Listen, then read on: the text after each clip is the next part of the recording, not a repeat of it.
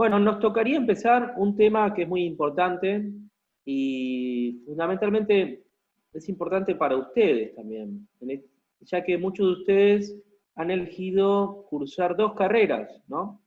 Filosofía y teología o ciencias sagradas. ¿Alguno no hace filosofía?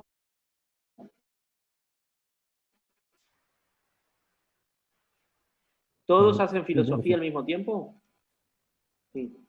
Bueno, con más razón entonces pasamos a la unidad segunda, que es las relaciones entre la filosofía y la teología. Eh, bueno, vamos a un poquito a explicar esto.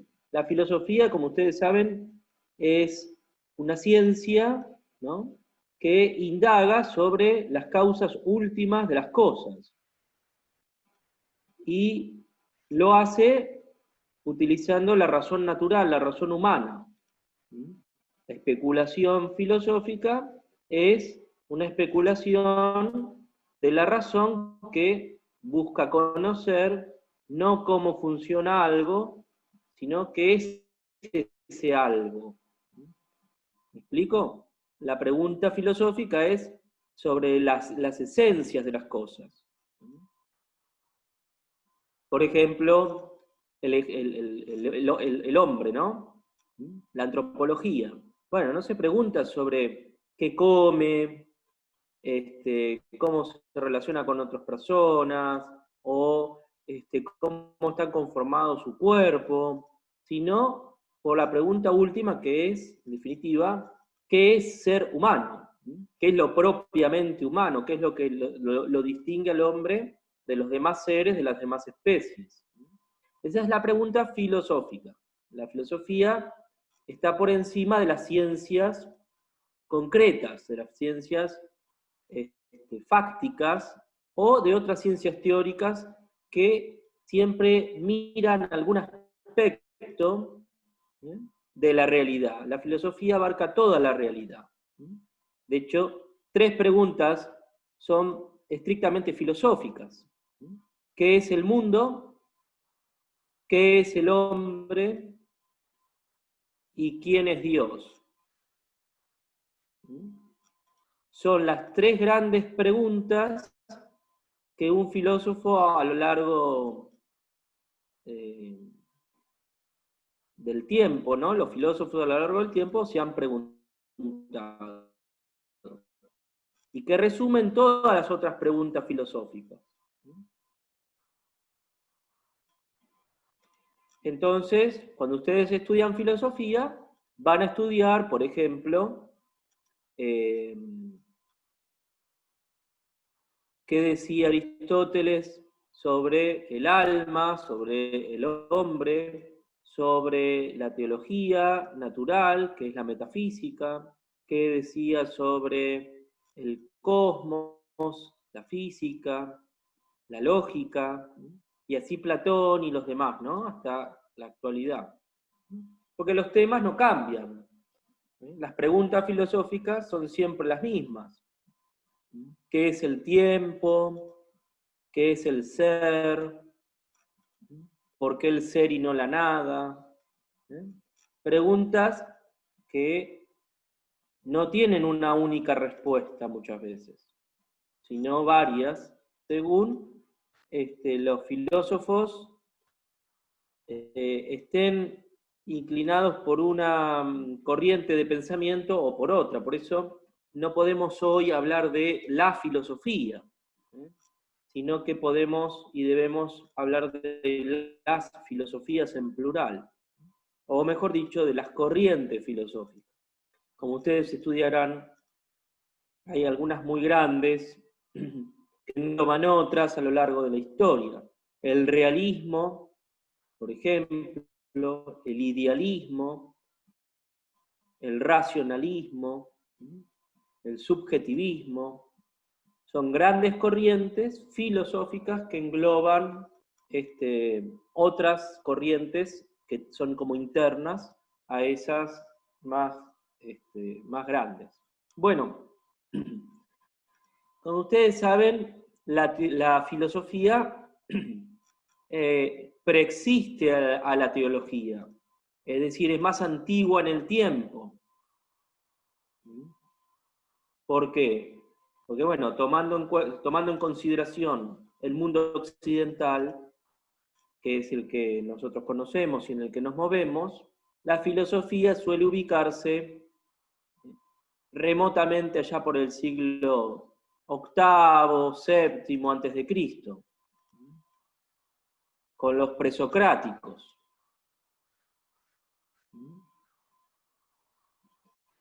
Aunque algún vestigio filosófico podemos encontrar leyendo los poemas de Homero, sobre todo la Ilíada y la Odisea, donde podemos encontrar cierta cosmovisión, por así decir, griega. Hay una palabra griega que resume el pensamiento o la cosmovisión típicamente antiguo, griega, ¿no? Antiguo, de Grecia antigua, que es, el concepto es paideia.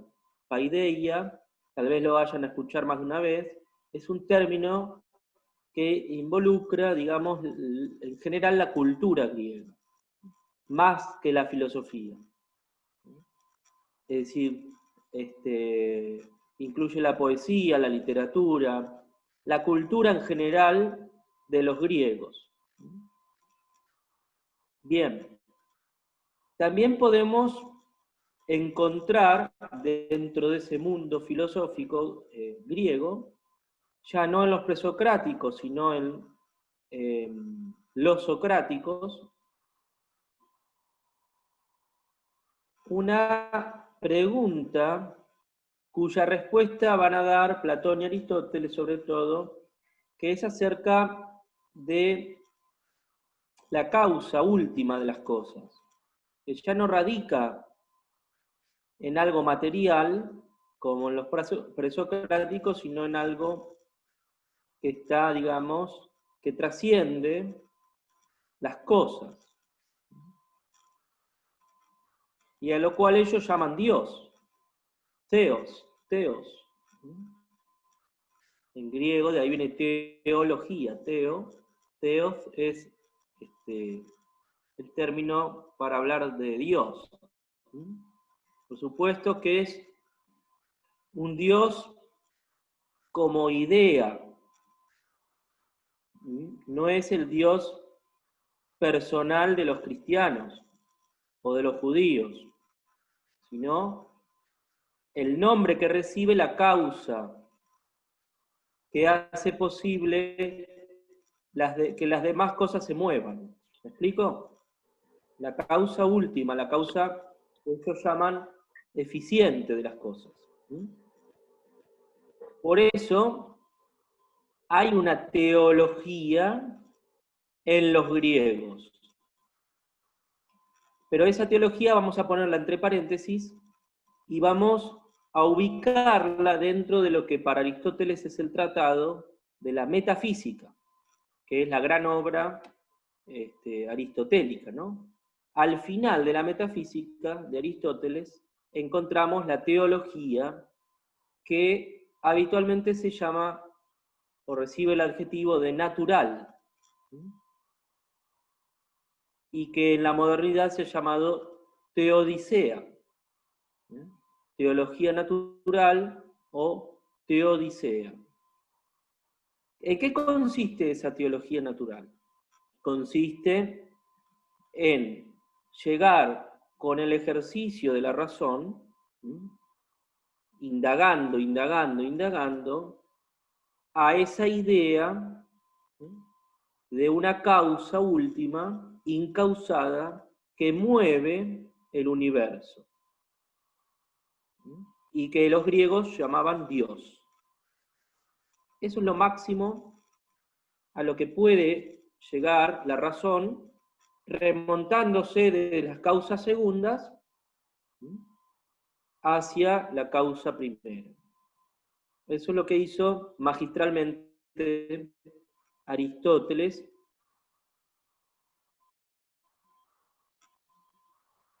y Platón, pero sobre todo Aristóteles. ¿Me siguen hasta ahí? ¿Sí? Por lo tanto, los griegos no hacen preguntas tontas, ¿eh? Hacen preguntas que son fundamentales, no solo para entender las cosas cómo funcionan, o para qué sirven, o cómo vivir mejor en sociedad, sino van a ir a buscar aquellas que sustentan todas esas cosas. Porque una cosa es decir que los seres humanos nos necesitamos para vivir, y por lo tanto yo necesito de mis padres, o necesito de mis maestros, o necesito de las personas que son médicos, o que me... Y otra cosa es decir que el hombre es un animal político o es un animal social. Porque yo estoy ahí dando, yo no, Aristóteles, ¿no? Dando algo más profundo, que es que no solamente por accidente nosotros nos necesitamos, sino que porque somos sociales, porque somos eminentemente relacionales, es que yo necesito del otro y el otro necesita de mí. ¿Se entiende? Es algo inherente a la naturaleza humana. No es algo accesorio o accidental, o prescindente, sino esencial. ¿Me siguen? Bueno, avanzo un poquito. ¿Cuándo arrancaría la teología?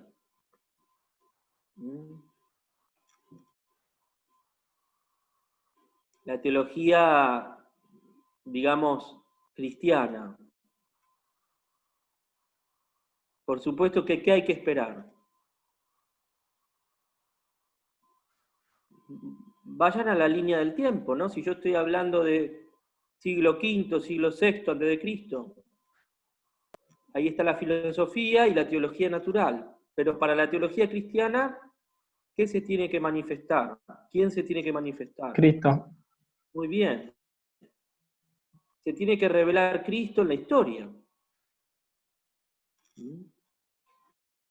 Y a partir de ese dato, a partir de esa revelación del Hijo de Dios, Jesucristo, el Dios hecho carne en María y nacido para nuestra justificación, es que comienza una nueva etapa en la historia del pensamiento, podríamos decir así, en el cual este fenómeno, este hecho que irrumpe en la historia de los hombres, bueno, viene a cambiar para siempre, si no totalmente, a todos los días. Por menos lo será sucesivamente a través de los siglos. No de entrada, pero sí a partir del siglo II, tercero, cuarto y quinto y en adelante, es un fenómeno que no para de crecer y de influir no solamente religiosamente en las personas, sino va a hacer cultura, va a influir en la intelectualidad, va a influir en el pensamiento.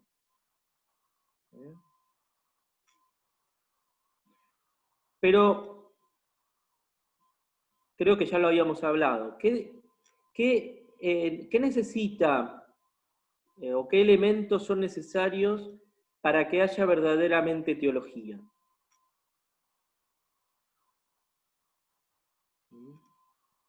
Tenía que haber fe. Bien. ¿Qué más? Revelación y documentos escritos.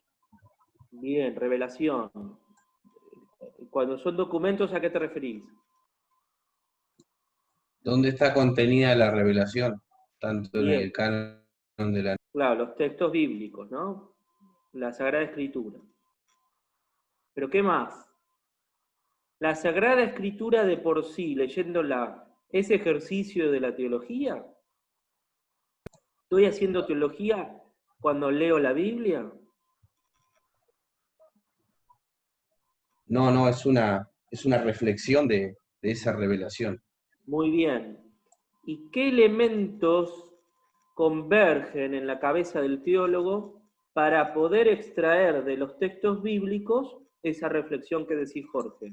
La fe y la razón, Muy en una bien, mutua combinación.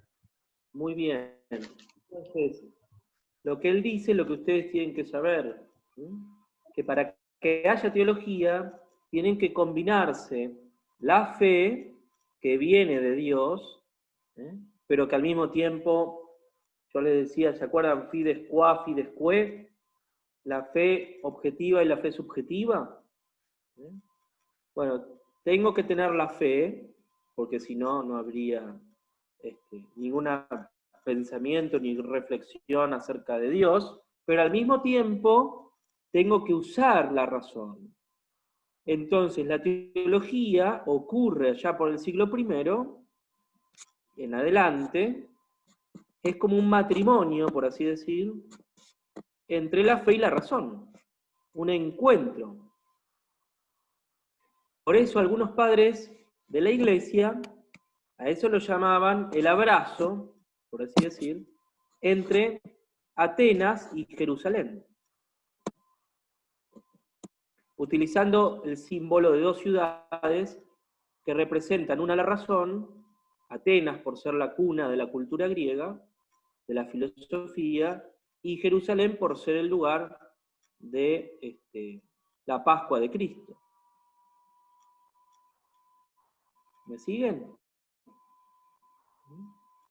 Entonces, ¿por qué es tan importante para un teólogo la filosofía? Porque la filosofía es justamente el ejercicio más elevado, más puro de la inteligencia humana, de la razón. ¿Qué hace el filósofo? Si el filósofo tiene que tomar algo concreto, particular, el filósofo no le importa ni lo particular ni lo concreto. Lo que tiene que hacer es, a través de la inteligencia, de todos los mecanismos de la inteligencia, separar, abstraer lo particular y concreto, ¿y con qué se queda? ¿A qué apunta? ¿Qué busca?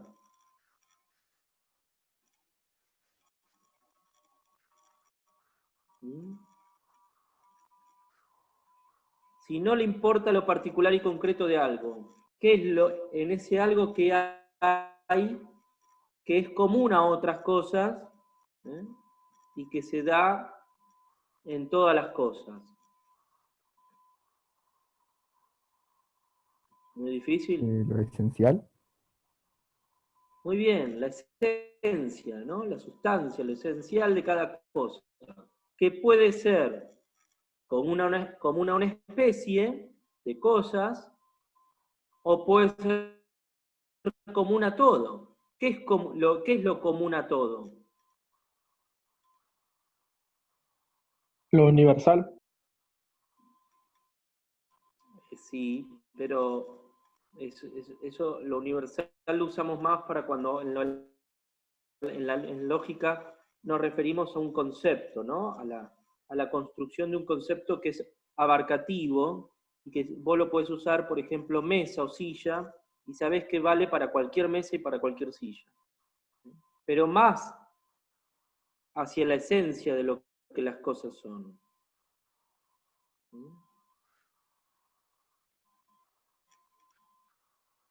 ¿Qué es lo distinto al ser? Lo opuesto. El no ser. Muy bien. Hola.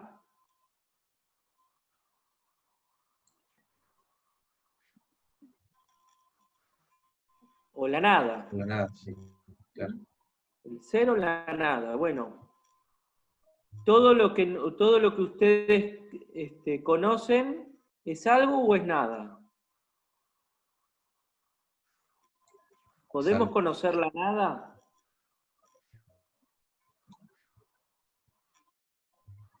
¿Podemos conocer la nada?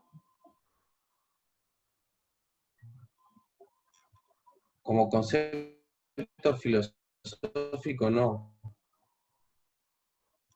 Porque es nada, ¿no? A ver, como concepto... A ver, Jorge. O sea, yo puedo decir que... Yo puedo decir que... Nada, ¿no? Sí, Es porque tengo una idea de lo que es la nada. claro. Entonces, como concepto existe, pero Sí, ¿en dónde no existe? en la Muy realidad. bien, en la realidad no existe, sino que es un concepto mental que existe en la mente solamente como opuesto a algo que sí existe, que es Claro. el ser. ¿Mm? Hay conceptos mentales que existen como ideas, pero que no están en la realidad. Por ejemplo, un círculo cuadrado. Yo lo Claro. puedo tener la idea, pero no existe en la realidad. ¿Mm? Bueno, pero lo que existe, ¿qué es? Las cosas, ¿no? Y las cosas son. Entonces, la pregunta última de la filosofía es, ¿qué es el ser? ¿Y por qué está ahí? ¿Nunca se preguntaron eso? Al menos como pregunta existencial, uno alguna vez en la vida se la hace. ¿Qué cornos hago yo acá? Y si no, se la tienen que hacer. ¿Por qué soy y no más bien no soy? ¿Por qué? ¿Por qué yo y no otro? O sea, la pregunta por la existencia, la pregunta por el ser, es una pregunta tremenda, ¿no? Nos sobrepasa. Es más, cuando se nos presenta, enseguida la corremos porque nos asusta, nos apabulla, ¿no? No la podemos además responder así nomás. Bueno, algunos valientes, como Aristóteles, sí han respondido a eso, ¿no? O al menos han intentado. Por eso ustedes van a tener, Dios mediante, una materia entera destinada a la metafísica, con lo cual van a poder entender un poco más esa pregunta filosófica. Yo no lo voy a responder ahora. Simplemente quiero que ustedes vean si me pueden seguir el hilo. ¿Mm? El hilo de Ariadna, ¿saben qué es eso? ¿Quién fue Ariadna y el laberinto del Minotauro? ¿Eh? Sí, Que es un pudo mito salir de griego. Sí, Rosario. No, que estaba afirmando que es un mito griego, que bueno, justamente Ariadna le dio a Teseo un hilo para que pueda salir del laberinto, una vez derrotado el Minotauro. Bien. Es decir, y por eso se suele hablar del hilo de Ariadna como una imagen, cuando uno está atrapado en una idea o en una reflexión, bueno, para seguir el hilo, ¿no? Tirar del hilo para poder escapar del laberinto, ese de la maraña de las ideas, ¿no? En este caso sirve como ejemplo. Bueno, síganme el hilo en el sentido de que la filosofía es necesaria a la teología, ¿por qué? Porque no puede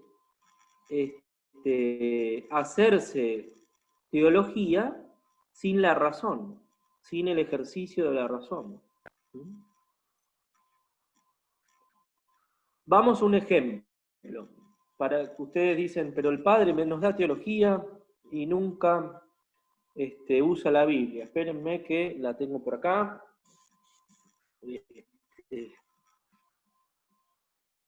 Si ustedes se van, vamos al Nuevo Testamento, el Evangelio de Juan, que es el cuarto Evangelio. En el Evangelio de San Juan ustedes tienen, en el capítulo 1, se llama prólogo. ¿Y no le suena raro que un evangelio tenga un prólogo? Parece como si fuera un ensayo, ¿no? Un prólogo. ¿Y cuál es la intención de San Juan en ese prólogo? ¿Mm? ¿Prólogo qué significa en la literatura? Prólogos. ¿Qué significa? Rosario, ¿no está tu papá cerca? No, no. Es lo que está al comienzo del texto, ¿no? Que da como Es una como, explicación de lo que se va a leer a Antes de la continuación. palabra, podría sería ser como una literalmente.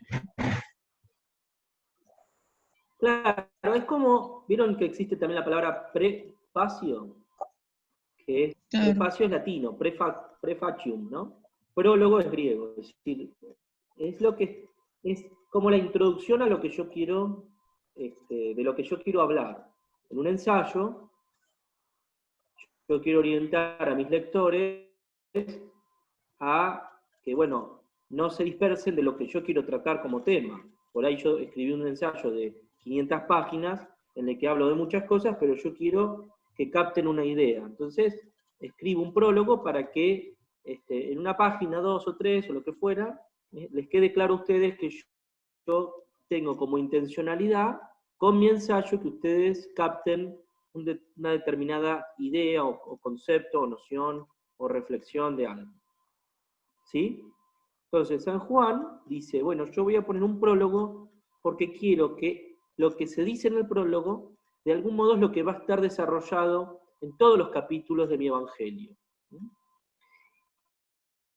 Y el prólogo de San Juan, a diferencia de todos los otros evangelistas, los sinópticos así llamados, es que San Juan, como buen griego que era, en el sentido de que era su idioma, ¿no? Conocía seguramente, como Pablo, algo o mucho de la filosofía griega, dice, voy a hablar no desde el tiempo, sino desde la eternidad.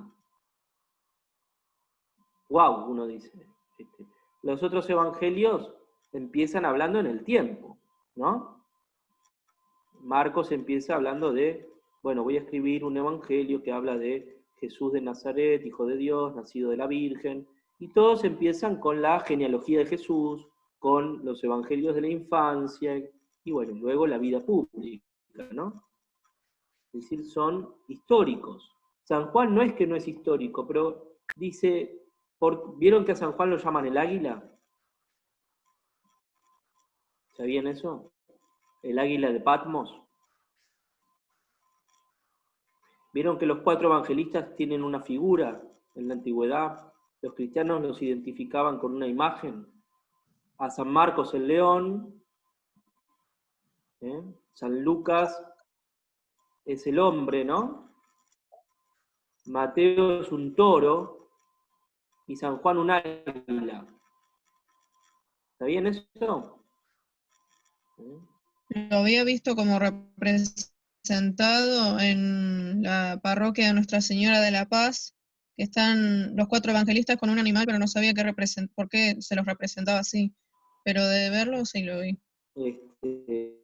Bueno, por ejemplo, en el caso de San Juan, la tradición antigua lo identifica con un águila porque es un ave que vuela muy alto. Y justamente el pensamiento de San Juan, la teología juánica, es muy alta. No es tan sencillo leer el Evangelio de San Juan. Sí es sencillo leerlo, pero no es sencillo interpretarlo. Mucho menos el Apocalipsis, que es del mismo autor, que es de San Juan también, ¿no? Es un libro muy difícil. Y habla de realidades eternas, realidades celestiales, realidades últimas, que no son históricas, que no son concretas. Entonces, hace falta una mirada más alta, mirar desde más alto. Por eso le dicen el águila. Bueno, in ergejo logos, in principium erat verbum. En el principio era el logos, la palabra, así arranca el Evangelio, ¿no? Fíjense, San Juan, que no es un simple cronista, no es un simple relator, sino que es un teólogo, está haciendo desde el comienzo del Evangelio teología, e incorpora un término que es el non plus ultra de la filosofía griega, que es el término logos. ¿Me siguen? Ustedes seguramente van a agarrar una Biblia que ya está traducida. Supongamos que algún día, después de que ya no me odien a mí y a los profesores que hablamos en difícil, ustedes ya se familiaricen con todo esto y se entusiasmen más, bueno, ahorren unos cuantos pesos y vayan y se compren una Biblia bilingüe o trilingüe, hay algunas versiones de la Biblia que tienen o 2 columnas o 3.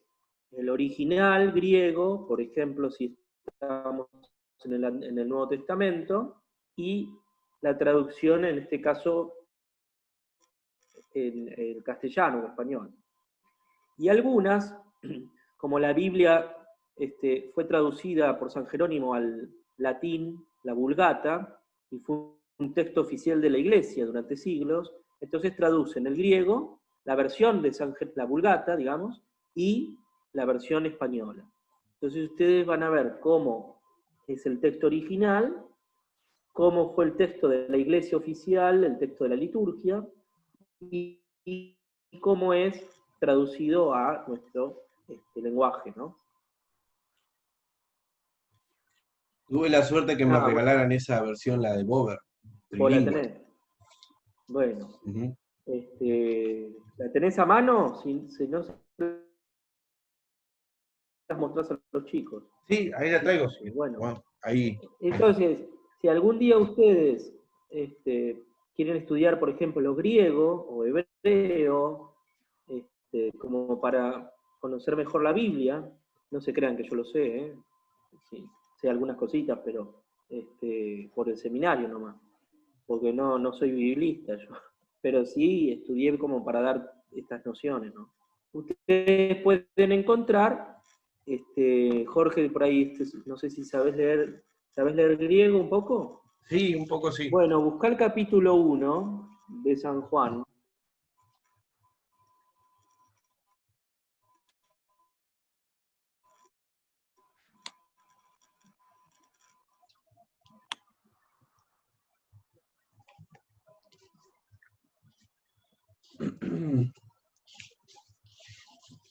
Acá lo Bueno, tengo. lee el versículo primero, si te animás. Bueno. En arge, en hologos, kai hologos, en prostondeon. Kaideos en hologos. ¿Cuántas veces aparece logos? 3 3 veces. veces en un versículo, chicos. Si una palabra aparece 3 veces en un versículo, ¿qué les sugiere a ustedes? Vos no digas nada, Jorge. Carmela. No, Vamos, la verdad que no sé.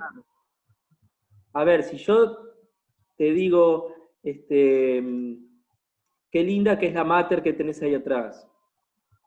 Me gusta la mater que está ahí atrás. Me encanta la mater que está ahí atrás. ¿Qué entenderías vos? Y ¿Qué que te gusta mucho la mater. Muy bien. O que te la quiero manguear.